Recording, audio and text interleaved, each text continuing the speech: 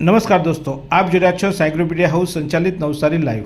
દેશની સીમાઓ પર દુશ્મનો સાથે લડતો સિપાઈ તેના પર હૃદયરોગના હુમલા સામે હારી ગયો।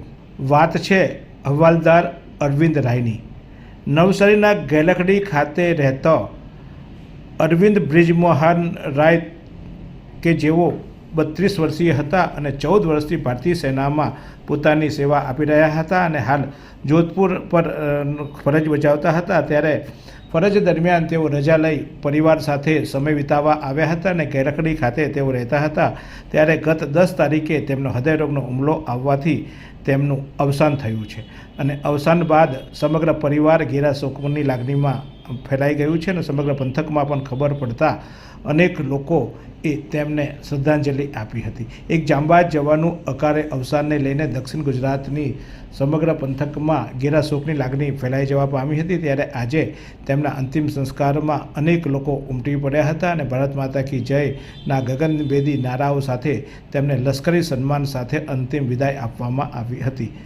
વાત કરીએ આ સમગ્ર મામલાની તો રાજસ્થાનના જોધપુર આર્મી ડિવિઝનમાં 33 મીડિયમ તોપખાના રેજિમેન્ટમાં હવાલદાર તરીકે ફરજ બજાવતા 32 વર્ષીય અરવિંદભાઈ બ્રિજમોહન બિહારી રાય કે જેઓ 14 વર્ષથી ભારતીય સેનામાં પોતાની સેવા આપી રહ્યા હતા, તેઓ નવસારી ખાતે તેમના પરિવાર સાથે રજાઓ ગાળવા માટે રજા લઈને આવ્યા હતા। ત્યારે ગત 10/5/2026ના રોજ બપોરે જ્યારે અરવિંદભાઈ પોતાના ઘરે પરિવારજનો સાથે હતા ત્યારે અચાનક તેમને છાતીના ભાગમાં દુખાવો પડ્યો હતો અને પરિસ્થિતિને ગંભીરતા સમજી તાત્કાલિક તેમને સિવિલ હોસ્પિટલમાં લઈ જવામાં આવ્યા હતા, પરંતુ ત્યાંના તબીબોએ તેમને મૃત જાહેર કર્યા હતા। તેમના મૃત્યુના સમાચારને લઈને સમગ્ર વાતાવરણમાં ગમગીની ફેલાઈ જવા પામી હતી।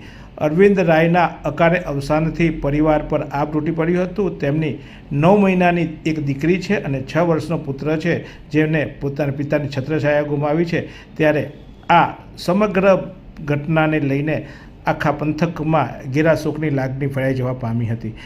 તેમની અંતિમ યાત્રામાં આજે અનેક લોકો ઉમટી પડ્યા હતા અને માનવ મહેરામણની ઉપસ્થિતિમાં તેમને ગાર્ડ ઓફ ઓનર આપવામાં આવ્યું હતું અને તેમને સલામી આપવા સાથે લશ્કરી જે પ્રથા છે એ પ્રથા મુજબ તેમને અંતિમ વિદાય આપવામાં આવી હતી। આમ દેશ માટે અને દેશના દુશ્મનો સામે લડતો સિપાઈ આજે તેમના પર થયેલા આંતરિક હૃદયરોગના હુમલાની સામે હારી ગયો।